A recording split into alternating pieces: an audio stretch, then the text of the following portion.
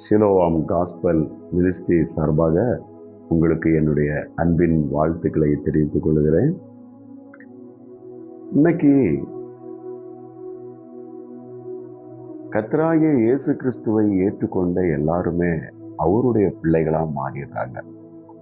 இயேசு எனக்காக இந்த பூமிக்கு வந்தார், என்னுடைய பாவங்களுக்காக அடிக்கப்பட்டார், என்னுடைய பாவங்களுக்காக மரித்தார், என்னுடைய பாவங்களுக்காக உயிரோடு எழுந்தார், அவரே என்னுடைய ஆண்டவர், அவரே என்னுடைய இரட்சகர் அப்படிங்கிறத இருதயத்தில் நம்ம ஏற்றுக்கொள்ளும் போது நாம் அவருடைய பிள்ளையாக மாறுகிறோம். ஆனா பாருங்க, நிறைய நேரங்கள்ல நான் அவருடைய பிள்ளை தானா அப்படிங்கிற சந்தேகம் நமக்கு வருது. இந்த சந்தேகத்தை நமக்குள்ள உண்டு பண்றது யாரு அப்படின்னா நம்முடைய எதிரியாகிய பிசாசானவன். சில நேரம் நீ தேவனுடைய பிள்ளையே இல்லை அப்படின்னு சொல்லி நம்மளை குழப்பிடுறான் அவன். அந்த நேரத்துல நம்ம பதறிடுற சூழ்நிலை நமக்கு வருது. இன்னைக்கு நான் தேவனுடைய பிள்ளை என்பதை எப்படி நிச்சயப்படுத்தி கொள்வது அப்படிங்கிறத உங்க கூட நான் நான் வந்திருக்கிறேன். நான் தேவனுடைய பிள்ளைதான் அப்படின்னு சொல்லி நம்மளை நிச்சயப்படுத்தி கொள்வதற்கு ஒரு சில சூத்திரங்களை உங்களுக்கு நான் சொல்லிக் கொடுக்க நான் விரும்புகிறேன். நான் வரிசை கிரமமாக சொல்லுகிறேன். ஒண்ணு, நீங்க வேதவசனம் தருகிற உறுதியை நீங்க கவனிக்கணும். வேதவசனம் என்ன சொல்லுகிறது?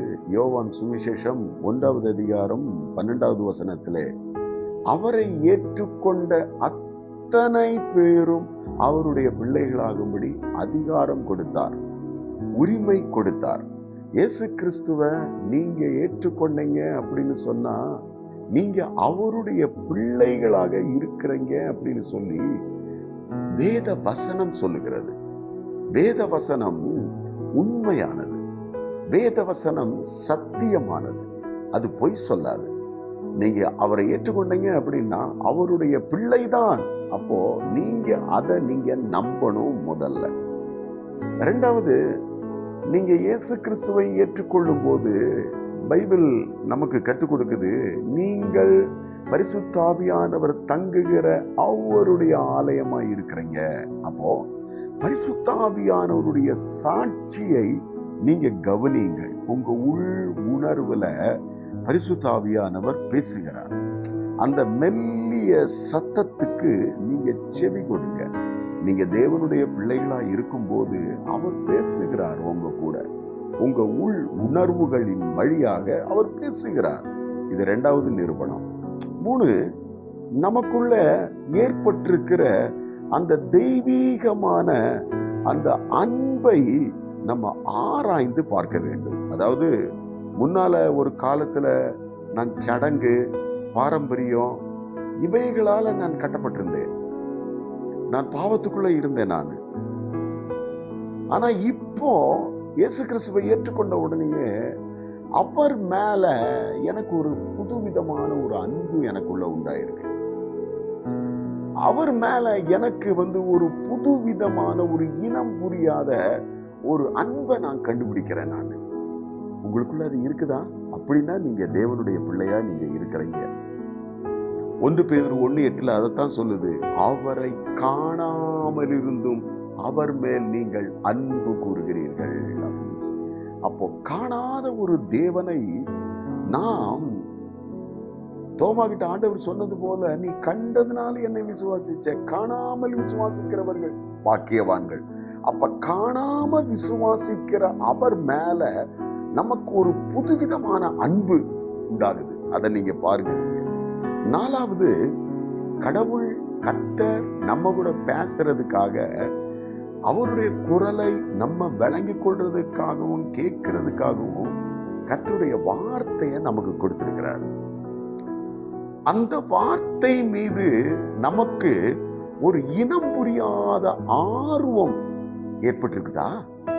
அத நீங்க படிக்கும்போது உங்களுக்கு ஒரு இருதயத்துக்குள்ள ஒரு இதமான ஒரு சந்தோஷம் உண்டாகுதா? சங்கீதம் 119:97 சொல்றாரு, உமது வேதத்தில் அவ்வளவு பிரியமா இருக்கிறேன். நாள் முழுசும் அதுதான் என்னுடைய தியானம். ஒரு நாள்ல பைபிளை கடமைக்காக வாசித்திருப்போம், ஒரு நாள்ல போட்டிக்காக வாசித்திருப்போம், அறிவுக்காக வாசித்திருப்போம். ஆனா இப்ப அப்படி இல்லை. கர்த்தர் என்கிட்ட என்ன பேசுறாரு, அந்த எண்ணத்தோடு கூட அது மேல எனக்கு ஒரு பிரியம் ஏற்பட்டிருக்கு. இதுதான் 4வது நிரூபணம்.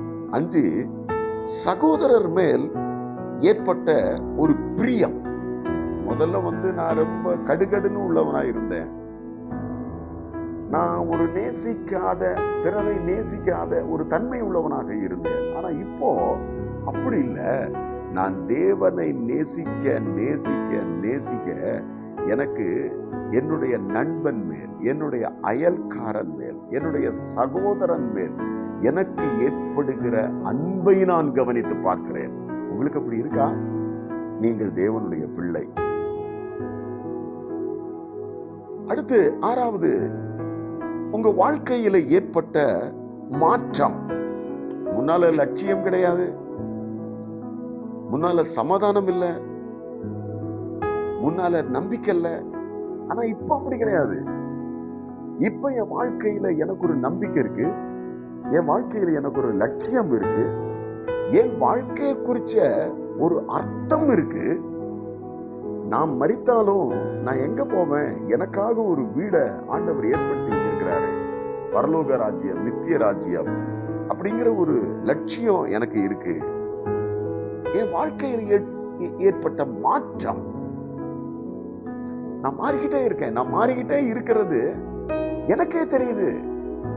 இதுதான் அடுத்த நிரூபணம். அடுத்து, நம்ம தப்பு செய்யும் போதெல்லாம் நம்ம மனசாட்சியில ஏற்படுற ஒரு குற்ற உணர்வு, மனஸ்தாபம். முன்னாடி எல்லாம் அப்படி கிடையாது. அவன் செய்யறது மாதிரி தான் நானும் செய்யறேன், அவனோட நான் பெரிய தப்பா பண்ணிவிட்டேன் அப்படின்னு சொல்லி ஒரு பாவத்தை குறித்த ஒரு உணர்வு இல்லாத ஒரு தன்மையா இருந்துச்சு. ஆனா இப்போ அப்படி இல்லை. என்னைக்கு நான் இயேசுவின் பிள்ளையாக நான் மாறணும், என்னைக்கு நான் இயேசுவோடு கூட நடக்க நான் ஆரம்பித்தோனோ, அன்னையில இருந்து சின்ன தப்பு பண்ணா கூட என் மனசாட்சி பட பட படன்னு சொல்லி அடிக்குதா? மனசாட்சியில உண்டாகிற ஒரு பாதிப்பு. பாவம் செய்யும் போது துர்மனசாட்சி உள்ளவங்களா இருந்தோம்.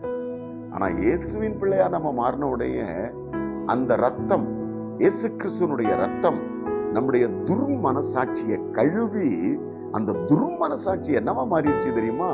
இப்ப நல் மனசாட்சியா மாறிடுச்சு. நல் மனசாட்சி அவர் கூட நடக்க நடக்க நடக்க நடக்க இப்ப என்னவா மாறிடுச்சு தெரியுமா?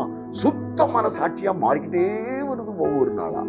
அப்போ இப்ப நான் பாவம் செய்யும் போது எனக்குள்ள உண்டாகிற ஒரு குற்ற உணர்வு. இதுதான் நீங்க தேவனுடைய பிள்ளைகள், நீங்க தேவனுடைய பிள்ளைதான் அப்படிங்கிறதுடைய நிரூபணம்.